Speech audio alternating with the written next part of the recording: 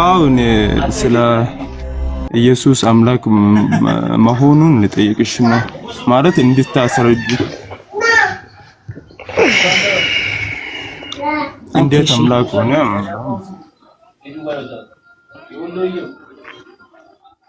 እሺ ሚዩት አድርግ። ገና መጽሐፍ ቅዱስን አላየህም። ያ ማለት ወንድማችን ኢየሱስ ክርስቶስ አምላክ እንደሆነ አስረዱኝ ነው እያለ ያለው እና ፎት ትሄድበታለህ። አንቺ ሄድበት። እሺ አንቺ ነው የፈለገው። መሐመድ ጋዛና እስራኤል ሆነናል። ተኔ ጋር ስለ ጋዛና ስለ እስራኤል እናወራለን ባይሆን ፈቃደኛ ከሆንክ። ኦኬ ቀጣይ ታወራለህ ስለ ጋዛና ስለ እስራኤል መሐመድ ስለ ኢየሱስ ካስረዳው በኋላ። እሺ አንዴ ላወጣለትና መረጃዎችን እንቀጥል ማለት ነው። የመጀመሪያው ደረጃ ሙስሊም ወገኖቻችን ልታውቁ የሚገባው ክርስቶስ ኢየሱስ ህልውናው የጀመረው ከማርያም ነው የሚለው አረዳዳችሁን ልትቀርፉት ይገባል። እኛ አምላካችን ክርስቶስ ኢየሱስ ዓለም ሳይፈጠር ያለ ነው ብለን ነው የምናምነው። ለዛ ነው በዚህ በትንቢተ ሚክያስ ምዕራፍ 5 ቁጥር 2 ላይ ነብዩ ሲናገር እንዲላል አንቺ ቤቴልሔም ኤፍራታ ሆይ አንቺ በይሁዳ አእላፍት መካከል ትሆኚ ዘንድ ታናሽ ነሽ፣ ከአንቺ ግን አወጣጡ ከቀድሞ ጀምሮ አወጣጡ ከምን ጀምሮ ከቀድሞ ጀምሮ ከዘላለም የሆነ በእስራኤልም ላይ ገዢ የሚሆን ይወጣልኛል። አወጣጡ ከዘላለም የሆነ ክርስቶስ ኢየሱስ አወጣጡ ከምንድነው? ከዘላለም ኦኬ ከሆነ ሰዓት ዓለም ከተፈጠረ በኋላ ሳይሆን ከዘላለም የሆነ አወጣጥ ነው ያለው። ህልውናው ያለ የነበረ ነው። ስለዚህ ነብዩ ሲናገር ምን አለ? በእስራኤል ላይ የሚገለጠውን ከወገኖቹ መካከል ስለሚገለጠው ስለ ጌታችን ስለ ኢየሱስ ሲናገር በትንቢተ ሚክያስ እያዳመጥክ ይመስለኛል መሐመድ። በትንቢተ ሚክያስ ምዕራፍ 5 ቁጥር 2 ላይ እሺ አንቺ ቤቴልሔም ሆይ አንቺ ቤቴልሔም ኤፍራታ ሆይ አንቺ በይሁዳ አእላፍት መካከል ትሆኚ ዘንድ ታናሽ ነሽ፣ ከአንቺ ግን አወጣጡ ከቀድሞ ጀምሮ በደንብ አስተውል። አወጣጡ ከምን ጀምሮ? ከቀድሞ ጀምሮ ከዘላለም የሆነ በእስራኤልም ላይ ገዢ የሚሆን ይወጣልኛል አለ። ስለማ ስለ ኢየሱስ። ይህን ፍጻሜውን ደግሞ ማግኘት የምንችለው ማቴዎስ ወንጌል ምዕራፍ 2 ላይ ማቴዎስ ይደግመዋል። እርሱም አንቺ ቤቴልሔም የይሁዳ ምድር ከይሁዳ ገዢዎች ከንቱ አታንሽም፣ ሕዝቤን እስራኤልን የሚጠብቅ መስፍን ከአንቺ ይወጣል ተብሎ በነብይ እንዲህ ተጽፏልና። ኦኬ በነብዩ በሚክያስ አወጣጡ ከዘላለም የሆነ አካል በእስራኤል ላይ እንደሚገለጥ አስቀድሞ ተናግሯል። ኦኬ አወጣጡ ከዘላለም የሆነ ፍጡር የለም። ሁላችን ከጊዜ አስገኛለን የተገኘነን። ክርስቶስ ኢየሱስ ግን ህልውናው ከዘላለም የሆነ ዓለም ሳይፈጠር ያለ የነበረ ስለሆነ ምን ይለናል? አወጣጡ ከዘላለም የሆነ ነው አለ። ለዛ ነው ይሄን የተረዳው ወንጌላዊ ማነው ነብዩ ኢሳያስም ሲናገር እንግዲህ ከነቢያት ነው ክርስቶስ ኢየሱስን አምላክነት በመጀመሪያ ከነቢያት ነው ማሳየክ። ነቢያት አምላክነቱን እንዴት እንደመሰከሩለት አወጣጡ ከዘላለም እንደሆነ ይህ በስጋ የሚገለጠው አካል እግዚአብሔር ነው ብለው እንደመሰከሩለት ነው ማሳየክ ክርስቶስ ኢየሱስን ማለት ነው። ነብዩ ኢሳያስ በትንቢተ ኢሳያስ ምዕራፍ 40 ቁጥር 3 ላይ ሲናገር እንዲህ ይላል፣ የአዋጅ ነጋሪ ቃል የእግዚአብሔርን መንገድ በምድረ በዳ ጥረጉ አለ። የአዋጅ ነጋሪ ቃል የእግዚአብሔርን መንገድ በምድረ በዳ ጥረጉ። የማንን መንገድ ነው የሚጠርጉት? የእግዚአብሔርን ተብሏል። ለአምላካችንም ጎዳናን በበረሃ አስተካክሉ። ለአምላካችንም ጎዳናን በበረሃ አስተካክሉ። ሸለቆ ሁሉ ከፍ ይላል፣ ተራራው ኮረብታው ሁሉ ዝቅ ይላል፣ ጠማማው ይቃናል፣ ሰርጓጡ ሜዳ ይሆናል፣ የእግዚአብሔር ክብር ይገለጣል አለ። ኦኬ የእግዚአብሔርም ክብር ይገለጣል፣ ስጋ ለባሹም ሁሉ በአንድነት ምን ይለዋል? ያየዋል። ማንን? ይህን በስጋ የሚገለጠውን አካል ስጋ ለባሽ ሁሉ እንደሚያዩት ተናገረ። መንገዱን ደግሞ የሚጠርግለት ማን ነው? ለዚህ እግዚአብሔር ለተባለውና አምላካችን ለተባለው ማን ነው መንገዱን የሚጠርግለት ከተባለ ዮሐንስ ማለት ነው። ነብዩ ኢሳያስ የእግዚአብሔር መንገድ ጥረጉ ብሎ የሚጠርገው አካል ማን ነው? መጥምቅ ዮሐንስ። ከተመለከታችሁ በዮሐንስ ወንጌል ምዕራፍ 1 ቁጥር 23 ላይ ካያችሁ ዮሐንስ ምን ይላል? እንግዲህ ማን ነህ አንተ ብለው ካህናቱ ይሄ ሰው ማን እንደሆነ አጣርታችሁ ኑ ተብለው ሎሌዎቹ ወደ ዮሐንስ መጡና ዮሐንስን አንተ ማን ነህ? ኢየሱስ ነህን? ነብዩ ነህን? ኤልያስ ነህን? እያሉ ይጠይቁታል። ምን አላቸው ግን መጨረሻ ላይ እርሱም አለ ነብዩ ኢሳያስ እንዳለ የጌታን መንገድ አቅኑ ብሎ በምድረ በዳ የሚጮህ ሰው ድምጽ እኔ ነኝ ብሎ አላቸው። ነብዩ ኢሳይያስ በትንቢተ ኢሳይያስ ምዕራፍ 40 ቁጥር 3 ላይ ምን ብሏል? የአዋጅ ነጋሪ ጋር የእግዚአብሔርን መንገድ በምድረ በዳ ጥረጉ። የእግዚአብሔርን መንገድ እንዲጠርግ የተነገረለት ማን ነው? ዮሐንስ ነው። በማርቆስ ወንጌል ምዕራፍ 1 ቁጥር 2 ላይ ማርቆስ የእግዚአብሔርን መንገድ ይጠርግ ዘንድ የታዘዘው ይህ መጥምቁ ዮሐንስ ነው ብሎ ያስቀምጠዋል ማለት ነው። ስለዚህ ነብዩ ኢሳይያስ ክርስቶስ ኢየሱስን ማን ብሎታል? እግዚአብሔር ብሎታል፣ አምላካችን ብሎታል። የዚህን የእግዚአብሔርን የአምላካችንን መንገድ ሊጠርግ የመጣው ማን ነው? የዘካርያስ ልጅ የመጨረሻው ለአዲስ ኪዳን የመጨረሻው ነብይ ዮሐንስ ማለት ነው። በ6 ወር በስጋ አወላለድ የሚበልጠው ይህ ዮሐንስ ምን አለ? እኔ ነኝ ነብዩ ኢሳይያስ እንዳለ የጌታን መንገድ አቅኑ ብሎ በምድረ በዳ የሚጮህ ሰው ድምጽ እኔ ነኝ አለ። የጌታን መንገድ እንድጠርግ የተነገረልኝ በነብዩ በኢሳይያስ ትንቢት የእግዚአብሔር የተባለው ክርስቶስ ኢየሱስ ስለሆነ ማለት ነው። ዮሐንስ የጌታ የኢየሱስን መንገድ ነው እየጠረገ የመጣው። እስራኤላውያንን ንስሐ ግቡ፣ እኔ በውሃ አጠምቃችኋለሁ፣ ከኔ በኋላ የሚመጣው ነገር ግን ከኔ በፊት ያለው እሱ ግን በእሳት ያጠምቃችኋል እያለ የእስራኤልን ልብ እየጠረገ የመጣው የመጨረሻው ነብይ ዮሐንስ ነው። የጌታን መንገድ እየጠረገ የመጣው ዮሐንስ ነው። ስለዚህ ምን አላቸው? አንተ ማነስ ሉት? በነብዩ በኢሳይያስ የተነገረልኝ ትንቢት እኔ ነኝ የጌታን መንገድ እንድጠርግ የተነገረልኝ ብሎ መለሰላቸው።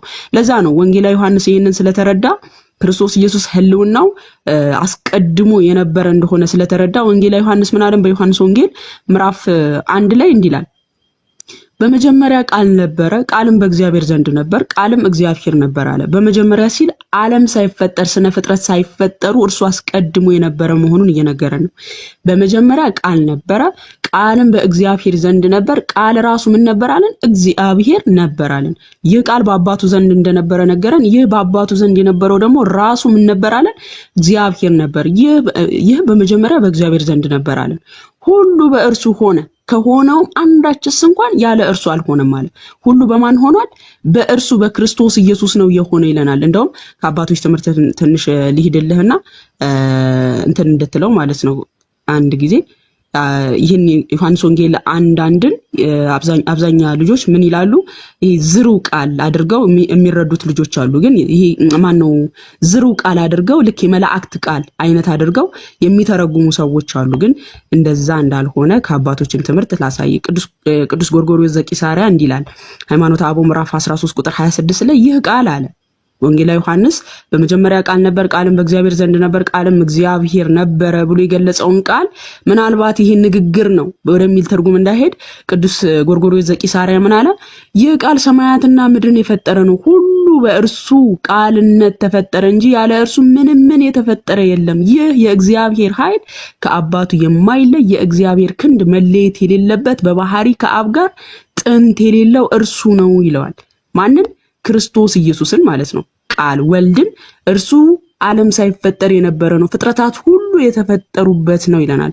ቅዱስ አትናቴዎስም ሃይማኖተ አበው ምዕራፍ 23 ከቁጥር 14 ጀምሮ ስትመለከቱ ቃል በመለኮቱ አይወሰንምና እርሱ ከአብ ከመንፈስ ቅዱስ ጋር ሰማይን ምድርን ይወስናል እንጂ ከቀዳማዊ አብ የተገኘ እርሱ ከዘመን አስቀድመው ከነበሩ ከአብ እና ከመንፈስ ቅዱስ ጋር የነበረ ቀዳማዊ ነው ይለዋል።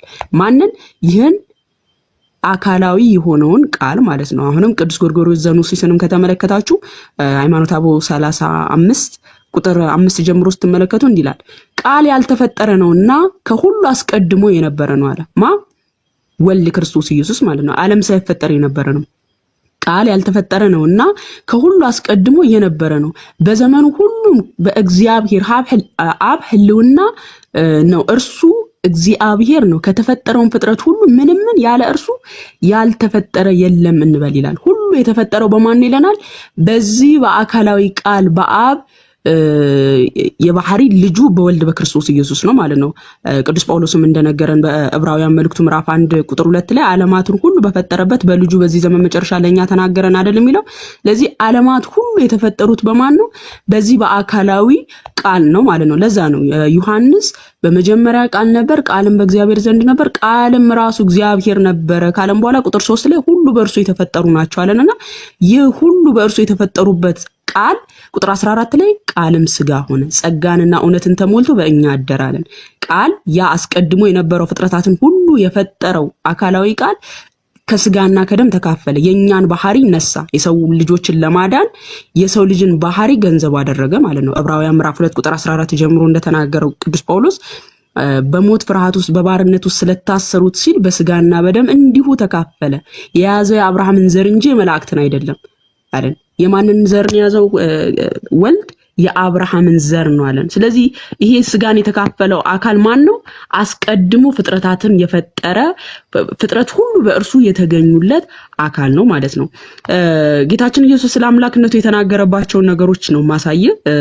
ይሄው ክርስቶስ ኢየሱስ እንግዲህ እርሱ አስቀድሞ እንደነበረ በመጽሐፍ ቅዱስም ማሳየውክ፣ በአባቶች ትምህርትም ማሳየውክ፣ ነብዩ ኢሳይያስ የተናገረውን እንዲሁም ደግሞ ነብዩ ሚኪያስም የተናገረውን ሌሎችንም አሳያለሁ። ዮሐንስ ወንጌል ምዕራፍ 8 ቁጥር 56 ጀምሮ ስትመለከቱ ዮሐንስ ጌታችን ኢየሱስ እንዲላቸዋል አይሁዳውያንን ማለት ነው።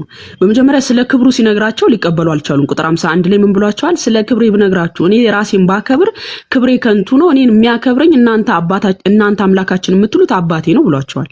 ኦኬ እኔን የሚያከብረኝ በቃ እኔ ስለ ክብሬ ስለ አምላክነቴ ብነግራችሁ እናንተ እኮ አታምኑኝም አላቸው። ስለዚህ እኔን የሚያከብረኝ ስለ እኔ አምላክነትም የሚመሰክርላችሁ አባቴ ነው፣ እናንተ አምላካችን የምትሉት አባቴ ነው አላቸውና ስለ መኖሩ አስቀድሞ ስለ መኖሩ እየነገራቸው እነሱ አንተ ጋኔን አለብህ እብድነ አብርሃምስ እንኳን ይሄን አላለም እያሉ ይመልሱለት ነበር። ቁጥር 56 ላይ ግን ምን አላቸው መሰለ ጌታችን ኢየሱስ? አባታችሁ አብርሃም ቀኔን ያይ ዘንድ ሐሴት አደረገ አየም ደስም አለው አላቸው። አብርሃም አይቶኛል ሲያየኝም ደስ ብሎታል አላቸው። እንግዲህ እነሱ በስጋ ስለተገለጠ አምላክ አልመሰላቸውም እና መለሱለት። አይሁድም ገና 50 ዓመት ያልሆነ አብርሃምን አይተሃልን አሉት። ገና እኮ 50 ዓመት አልሆነህም፣ ምክንያቱም በየጥቂቱ አደገ የሚለውን ነገር ስላዩ በስጋም ስለተወለደ ኖርማል ሰው አድርገው ነው የተረዱት። እሱ ግን ምን ብሏቸዋል? አብርሃም እኔን ሲያይ ሐሴት አድርጓል ደስም ብሎታል ሲላቸው ነው እነሱ ደግሞ ምን አሉት? 50 ዓመት እኮ አልሞላህም ገና የስንት ሺህ ዘመን አባትን እንዴት አየው ትላለህ አሉት። ጭራሽ ምን አላቸው ጌታችን ኢየሱስ? የማየቱ ነገር ነው የገረማቸው እነሱና አስረግጦ ሲነግራቸው ምን አላቸው? እውነት እውነት እላቸዋለሁ አብርሃም ሳይወለድ አለው አላቸው። እኔ አለው አላቸው።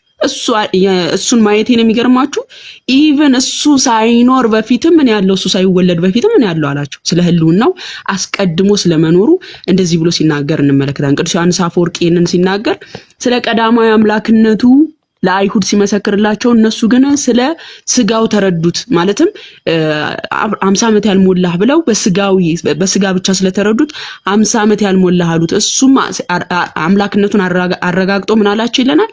አብርሃም ሳይወለድን ያለው ብሎ ክብሩን ነገራቸው፣ አስቀድሞ መኖሩን ነገራቸው ይለናል። ስለዚህ ክርስቶስ ኢየሱስ እርሱ ህልውናው ከድንግል ማርያም ከተወለደ ጀምሮ የጀመረ ሳይሆን እርሱ ሰማይና ምድር ሳይፈጠሩ ያለ ፍጥረታትን ሁሉ ያስገኘ ነው።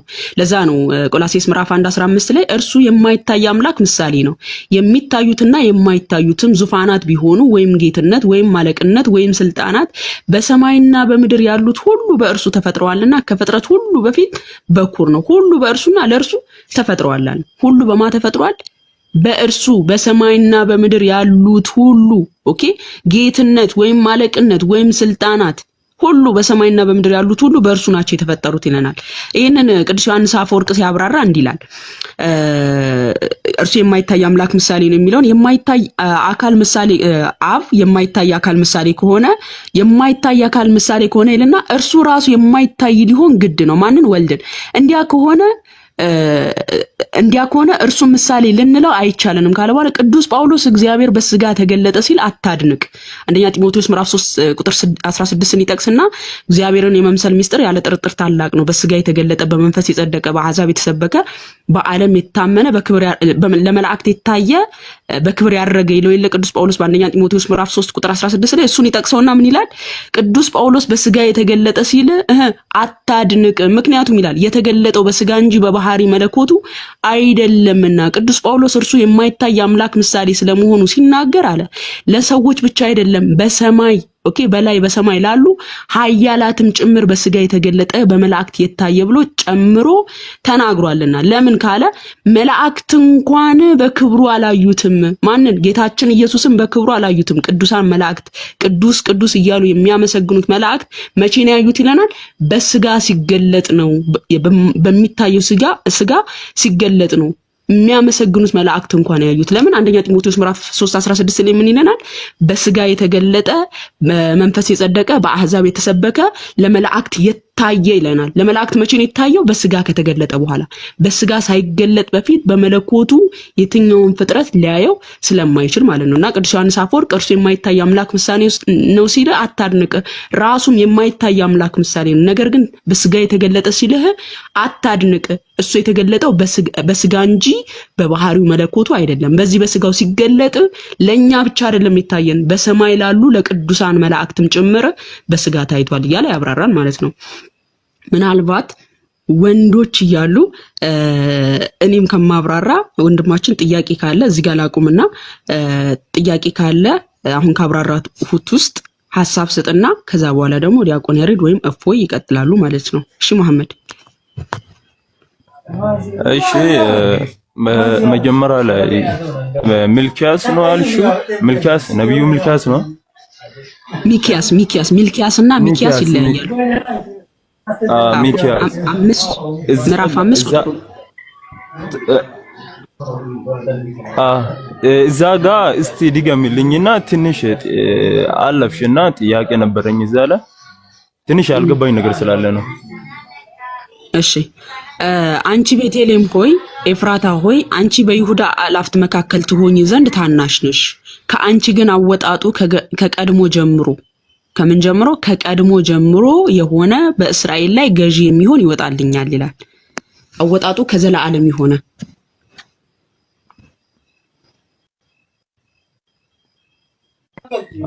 አወጣጡ ከዘላለም የሆነ ማለት ዘላለማዊ መሆኑን ያሳያል ማለትሽ ነው? አዎ እሱ ፍጥረታት ሳይፈጠሩ ሰማይና ምድር ሳይፈጠር በፊትም ያለ መሆኑ ዘላለማዊ መሆኑን ያሳያል።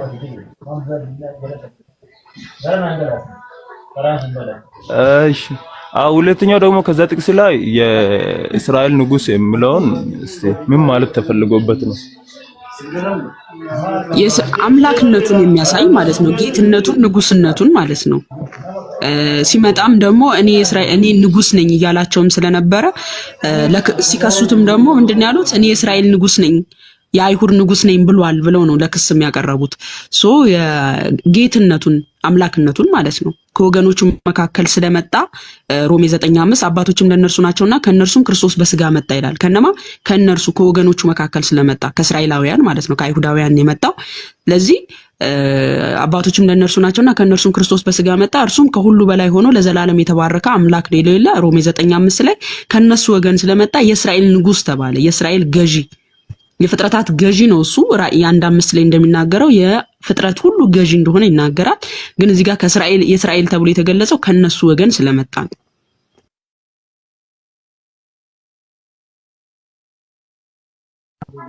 ሁለተኛ ጥያቄ ደግሞ የዮሐንስ 1:1 ላይ በመጀመሪያው ቃል ነበር ብለሽ ስታስረጂ ነበርና ያ በመጀመሪያው ቃል የነበረው ማለት የራሱ የሆነ ህሊና አለው እንደዛ ነው ምትዩ? የራሱ የሆነ ይህ አስቀድሞ የነበረ ከጊዜ በኋላ የተገኘ ሳይሆን እርሱ አስቀድሞ ፍጥረታትን ሁሉ የፈጠረ በአብ ዘንድ የነበረ አብ ፍጥረታትን ሁሉ የፈጠረበት በዚህ በቃሉ ነው። ይህ ቃሉ ደግሞ ራሱ ክርስቶስ ነው እያልኩ ነው። ዕብራውያን ምዕራፍ 1:2 ላይ ዓለማትን በፈጠረበት በልጁ በዚህ ዘመን መጨረሻ ለእኛ ተናገረን ይላል። ዓለማትን የፈጠረበት በምኑ ነው ይለናል? በልጁ። ይሄ ልጁ ደግሞ ማን ነው? ወልድ ክርስቶስ ማለት ነው። ቃል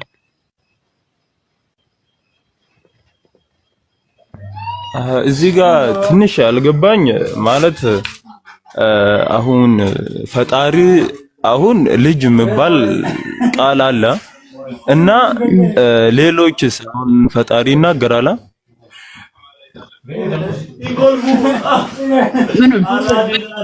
ማለት ወደ ለሙሴ ምናምን ወደ ሙሴ ሲናገር ምናምን ያም ቃል አይባልም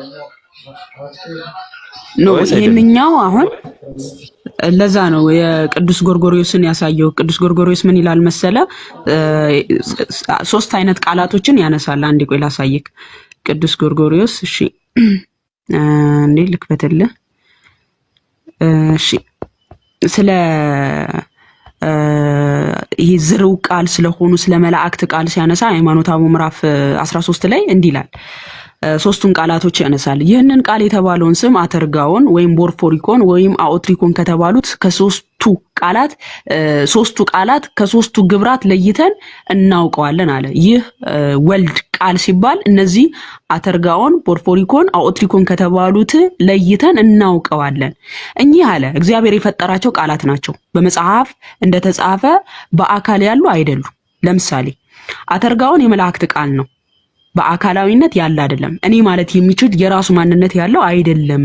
ቦርፎሪኮንም ነቢያት ከእግዚአብሔር ዘንድ የሰሙት ቃል ነው። ይኸውም የትንቢት ቃል ነው። በአካል ተለይቶ ያለ አይደለም። አውትሪኮንም በአየር የሚፈሰው ቃላችን ነው። ከእርሱም ድምጽ ይገኛል እንጂ በአካላዊነት ያለ አይደለም ይልና ስለ ወልድ ሲናገር ምን ይላል? ቁጥር 24 ላይ የእግዚአብሔር ቃል ግን አለ የማይለወጥ ረቂቅ ከሆነ ከአብ በባህሪ ተገኝቶ በአካልነት ያለ ነው። እነዚህ ሶስቱን አካል ያላቸው ማንነት ያላቸው አይደሉም። አተርጋውን፣ ቦርፎሪኮን፣ አውትሪኮን የተባሉት እነዚህ የመላእክት ቃል ከነቢያት የሰሙት ከኛ የሚወጡት ቃላቶች እነዚህ እኔ ማለት የሚችል ማንነት ያላቸው አይደሉም ይልና የእግዚአብሔር ቃል ወልድ ክርስቶስን ግን ምን ይለዋል? የእግዚአብሔር ቃል ግን የማይለወጥ ረቂቅ ከሆነ ከአብ በባህሪ ተገኝቶ በአካላዊነት ያለ ነው። ይኸውም ከአብ ጋር በቅድምና የነበረ ከዘመን የሚቀድም ቀዳማዊ ነው። ከእርሱም መለየት ከእርሱም አይለይም። ልደቱ ከእርሱ አያልቅም ይልና ያለ መለየት በጊዜው ሁሉ ከእርሱ ጋር ከዘመን አስቀድሞ የነበረ ነው አለ። ይሄንን ቃል ይህ ቃል እንደውም ሰማይና ምድርን የፈጠረ ነው። ሁሉ በእርሱ ቃልነት ተፈጠረ እንጂ ያለ እርሱ ምንም የተፈጠረ የለም ይላል። ማንን? ይሄንን አካላዊ የሆነው ማንነት ያለውን ቃልን ማለት ነው። ዝሩ ያልሆነውን ቃልን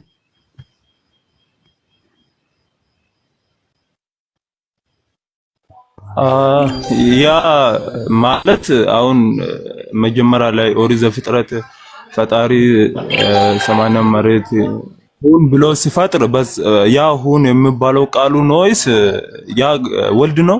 ያ ቃሉ እንዴት ነው? እስቲ ከዛ ጋርም ትንሽ ልዩነቱና ወይ አንድነቱን ሆን የሚባለው ሳይሆን ወንድማችን ሆን የሚባለው ሳይሆን ለምሳሌ ዘፍጥረት ምዕራፍ 1 ብርሃን ሆነ አለ ብርሃን ሆነ ይላል አይደል? አንድ ትንሽ ማለት አሁን እዛ ጋር ሁን ብሎ የፈጠረውና ወልድ ቃል በቃል ደረጃ ባለበት እና የሚለያ ነገር ነው ወይስ እንዴት ነው? ማለት ትንሽ ስላልገባኝ ነው አይደል? ዘፍጥረት ምዕራፍ 1 ቁጥር 3 ላይ እግዚአብሔር ብርሃን ይሁን አለ ብርሃን ሆነ የሚለው እግዚአብሔር ብርሃን ይሁን ብሎ ብርሃን እንዲያደርግ ማለትም ብርሃን እንዲሆን ያደረገው ማን ነው? ወልድ ነው። አድራጊው ነው ቃል። ኦኬ ብርሃን አድራጊው ነው የሆነው ሳይሆን ቃል አድራጊው ብርሃን እንዲሆን ያደረገው ነው ቃል የሚባለው። አብ ፍጥረታትን ለመፍጠር ሲፈልግ ይሁን ይላል። ይህ ቃል ደግሞ ያደርጋል ማለት ነው፣ ይፈጥራል ወይም ደግሞ ጨለማውን ብርሃን ያደርጋል። ስለዚህ አድራጊው ነው። ይህ ወልድ ነው የምንለው የሚፈጥረው። ልክ መዝሙር 33 ቁጥር 6 ላይ በእግዚአብሔር ቃል ሰማዮች ጸኑ ሰራዊቶችን በአፉ እስትንፋስ እንደሚለው ፍጥረታት ሁሉ በዚህ አድራጊ በሆነው ቃል ነው የተፈጠሩት ማለት ነው። የሚሆነው አይደለም ቃል። በደንብ አስተውል። ለምሳሌ ብርሃን ይሁን ብሎ ብርሃን የሆነው ነገር አይደለም ቃል የምንለው፣ አድራጊው ብርሃን እንዲሆን ያደረገው ነው ቃል አምላክ የምንለው ማለት ነው፣ ወልድ የምንለው። እንዲህ ማለት ቃል አካል አለው ማለት ነው። አንቺ እንደምትዩ በትክክል እኔ ማለት የሚችል አካል ሲባል ቦዲ ሳይሆን እኔ ማለት የሚችል ማንነት ያለው ነው የምንለው። እሺ ማለት አሁን ያ በመጀመሪያው ቃል ነበር። ቃል ስትይ ቃል ከጥንቱ እርሱ ጋር ነበረ ስትይ ማለት ዘላለማዊ ነው ያ ቃሉ ወይስ እንዴት ነው? ከየት ነው የተገኘው? ዘላለማዊ የሆነ ከአብ ጋር የነበረ ዘላለማዊ የሆነ። ለዛ ነው ትንቢተ ሚክያስ ምዕራፍ 5 ቁጥር 2 ላይ አወጣጡ ከዘላለም የሚለው እርሱ ዘላለማዊ ነው።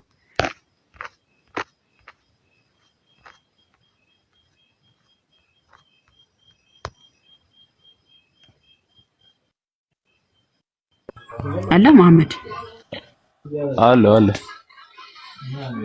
ኦኬ። ስለዚህ ይሄ አስቀድሞ የነበረው ፍጥረታትን ሁሉ የፈጠረው አካል ነው ከድንግል ስጋን ፈጥሮ የተዋሃደውና ሰው ሆኖ የተገለጠው ነው የምንለው። ኢየሱስ ከማርያም ነው ህልውናው ነው የጀመረው እንዳትሉ፣ ይሄ አስቀድሞ የነበረው አምላክ ነው በስጋ የተገለጠው ሰው ሆኖ የተገለጠው። ይሄ አስቀድሞ ፍጥረታትን ሁሉ የፈጠረው ፍጥረታትን ሁሉ ያስገኘው አምላክ ነው እያልኩ ያለሁት። ገባኸኝ? ተረዳኸኝ አሁን? አዎ ተረድሻለሁ። ማለት አሁን መጀመሪያ ላይ አብ ነበረ ማለት ከአብ ጋር እኔ የሚል ቃል ነበረ እኔ ማለት ከዛም በኋላ ያ ቃል ስጋ ለበሰ አይደል የምትዩ? አዎ ስጋን ነስቶ ተዋህዶ እኛን መሰለ። እሱ ግን አስቀድሞ በመለኮቱ ያለ የነበረ ፍጥረታትን ሁሉ የፈጠረ ነው እያልኩ ያለሁት። እሺ እሺ። እና ያ ስጋ ማለት አሁን ሰው ሆነ የሚባለውና ስጋ ተዋህደ የሚባለው ትንሽ ልዩነቱ ምንድነው? ማለት አሁን አንቺ የትኛው ነው የምትዩ? ሰው ሆነ እያልሽ ነው ተዋህደ የሚለውን ነው የምትዩ? ሰው የሆነው እኮ በተዋህዶ ነው ወንድም። በተዋህዶ ነው እንጂ ተዋህደ እንጂ ማለት እንዲሁ ትራንስፎርሜሽን አላደረገም ማለት አልተለወጠም ማለት ነው። ውላጤ የሚባል ነገር የለም። በትንቢተ ሚልኪያስ ምዕራፍ 3 ቁጥር 6 ላይ እግዚአብሔር አምላክ አይለዋወጥም ይላል። አምላካችን የሚለዋወጥ አይደለም።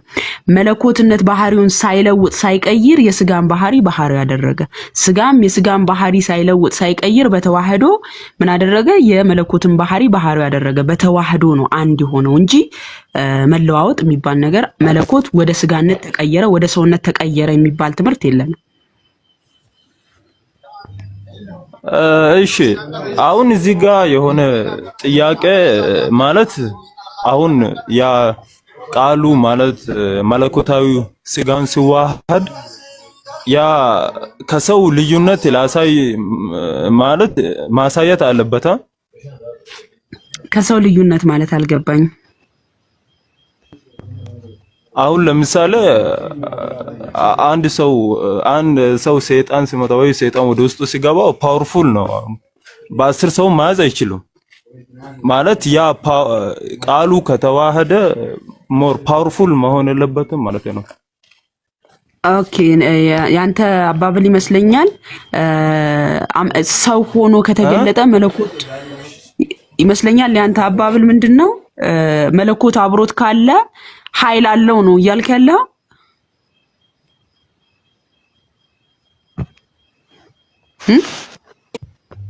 አይሰማም፣ ያቆራርጣል። መለኮት አብሮት ካለ ኃይል አለው እያልከኝ ትሰማለህ? እኔ እየሰማሁ ነው። መለኮት አብሮት ካለ ኃይል ይኖረዋል እያልከኝ ነው?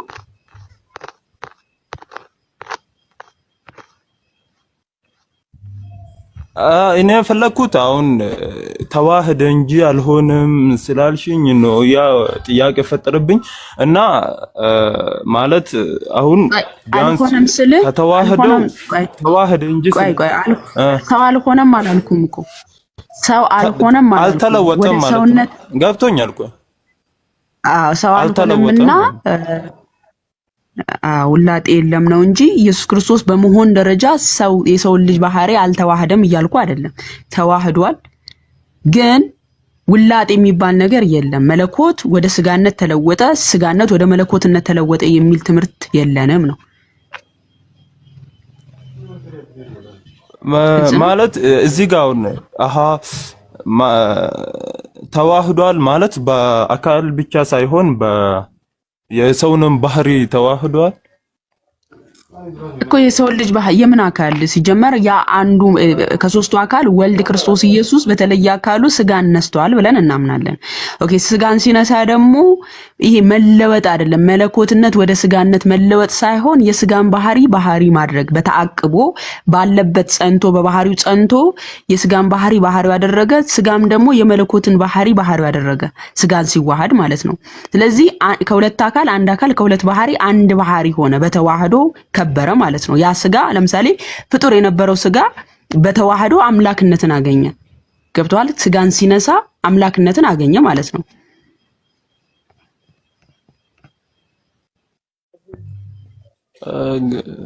አንቺ የምትይው ገብቶኛል፣ ግን አንቺ እዚህ ጋር አልገባኝ። መለኮታዊ ባህርንም የሰውኛ ባህርንም ይዞ ነው ያለው ነው የምትይው? በተዋህዶ አንድ ሆኗል። በተዋህዶ አንድ ሆኗል። ከሁለት አካል አንድ አካል፣ ከሁለት ባህሪ አንድ ባህሪ ሆኗል በተዋህዶ እያልኩ ነው። እሺ ያ አብርሃም አየ ነው ያልሽው እዛ ጋር?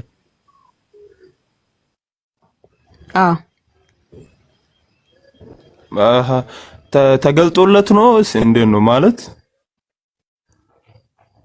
ዘፍጥረት ምዕራፍ 18 ላይ በሶስት አካል ሥላሴ ተገልጦለት የለ አብርሃም። ከሶስቱ አካል ወልድ ክርስቶስ ኢየሱስ አብርሃምን አይቶታል። አሃ እንዴት ነው ተገለጡለት ማለት? እንደ በመለኮታዊ ነው ወይስ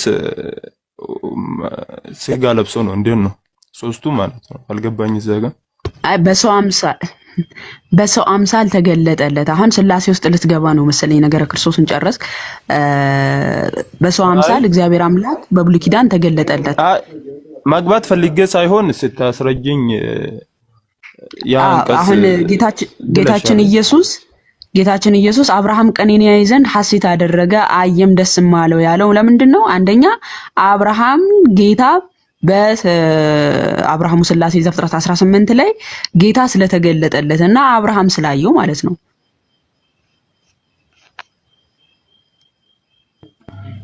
አሃ ያኔ አልተዋህደም ማለት ነው።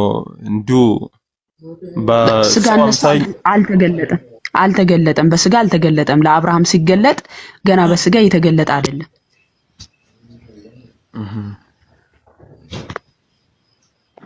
እሺ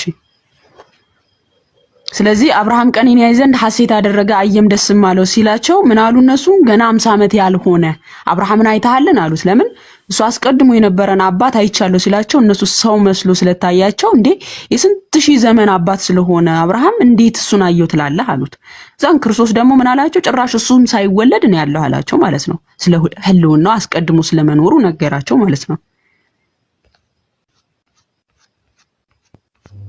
በህልውና ሲቲ ማለት ከአብ ውጪ ነፃ ፍቃድ ማለት በራሱ ማሰብ የሚችል ማለት ነው። ማማዬ ብዙ ሰፊ ቦታ ውስጥ እየገባ ነው። አንደኛ በጣም ብዙ ቦታ እየረገጠ ነው ወንድማችን። አሪፍ ነው እንደዚህ ብዙ ሁሉን በእንትን ማለት፣ ግን የምትይዘው ነገር ይጠፋብሃል። ባይዘወይ አሁን በጣም ብዙ ፍሎ ጠብቆ እየሄደልህ ስላሁን ለአንተ ለራሱ አሁን ከዚህ በኋላ ብትጠይቅህ እስቲ መጀመሪያ ምን አስረዳው ብትል አታስታውሰው። ስለዚህ ያለው ምንድነው መሰለው ወንድሜ ሶፍ ማለት አይ እዚህ ጋር አሁን ከፍጥረት በፊት አንድ እየሰማኝ ወንድሜ ሰው ምን እንድናረግ ነው አሁን የመለሰችልን መልሶች በጣም ብዙ ናቸው። ምክንያቱም በጣም ብዙ ርዕሶች ስላነሳ እሱ ደግሞ አሪፍ ነገር ነው፣ ጥሩ ነው። ግን እንዳልኩ ምንድነው ፖይንቱ ሲባል የሆነ ነገር መያዝ አለብህ አንተ። ለምሳሌ የጠቀሰቻቸው ጥቅሶች ትዝ ይልሃል አይደለም ማማይ? እስቲ ለምሳሌ ለመጀመሪያ ጊዜ በነቢያቱ ተነገረ ስለ ክርስቶስ ላይ የጠቀሰችው ጥቅስ ነግረሃለች። አንድ ጥቅስ ንገረኝ።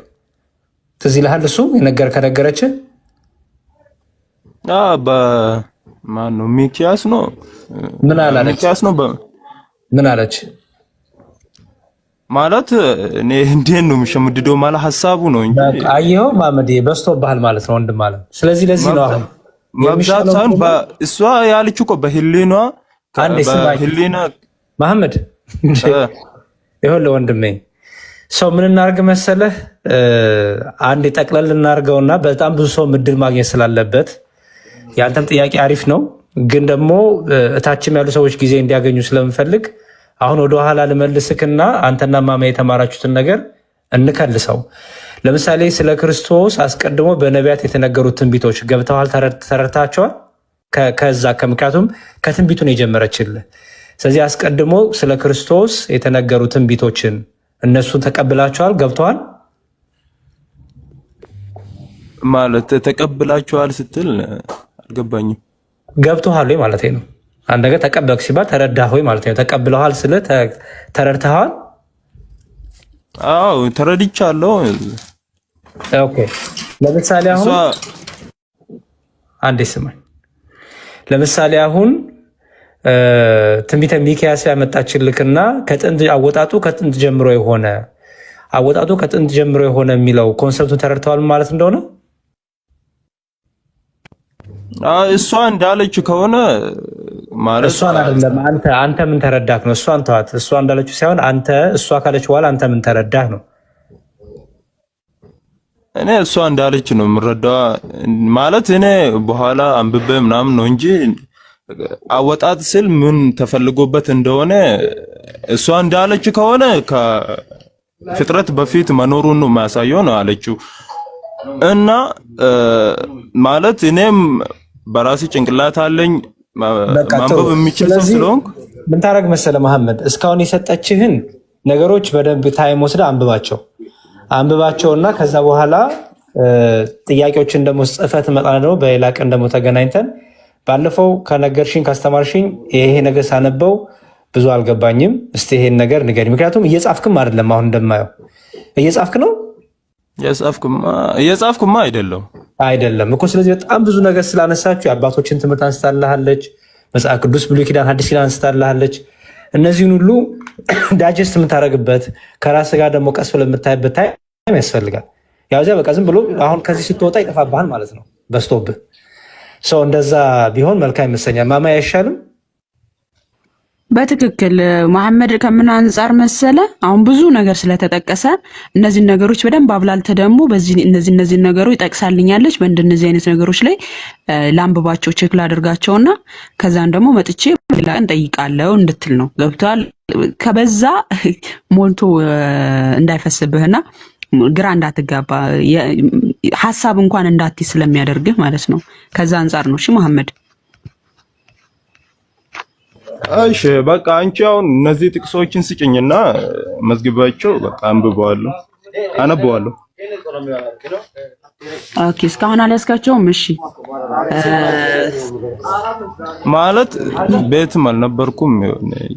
አይፋ ቦታ አሁን ቤት ገብታል። መጽሐፍ ይመቻል መሐመድ? አሁን ቤት ገብታል። ለመጽሐፍ ይመቻል ጥቅሶቹ?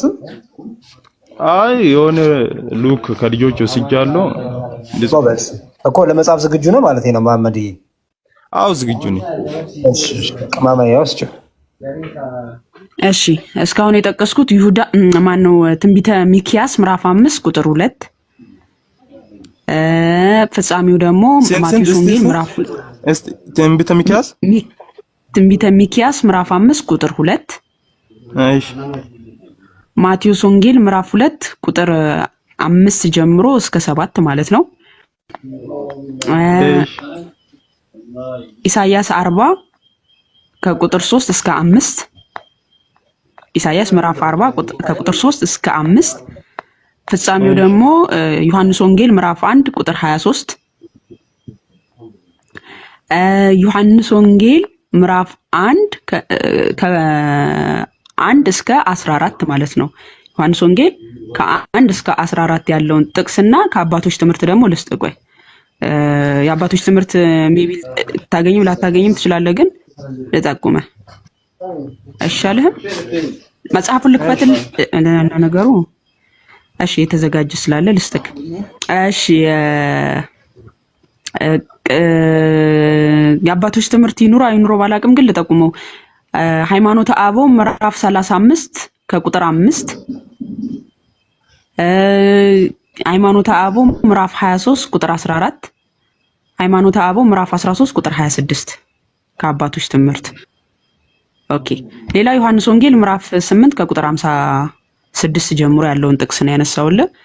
ከዛም ቆላስይስ ምዕራፍ 1:15 ዮሐንስ ወንጌል ምዕራፍ 8 ከቁጥር 51 ጀምሮ እስከ 58 እስከ 59 እሺ ከዛ ቆላስይስ ምዕራፍ 1:15 እስከ 16 ቆላስይስ ከምዕራፍ ስንት 1 ቁጥር 15 እና 16 እሺ እና ሮሜ 9:5 በቃ እነዚህን የጠቀስኩልህ። እሺ ሮሜ ስንት 6 9:5 9:5 ይጀዋለሁ። እነዚህን አጥናቸውና እንደዚህ ቤት ስከፍት መተህ ጥያቄ ትጠይቃለህ ማለት ነው። ከዛ በኋላ ደግሞ ያው ስላሴ ላይ ደግሞ ቀስ በቀስ ትጠይቃለህ ማለት ነው። ጌታ ይርዳ።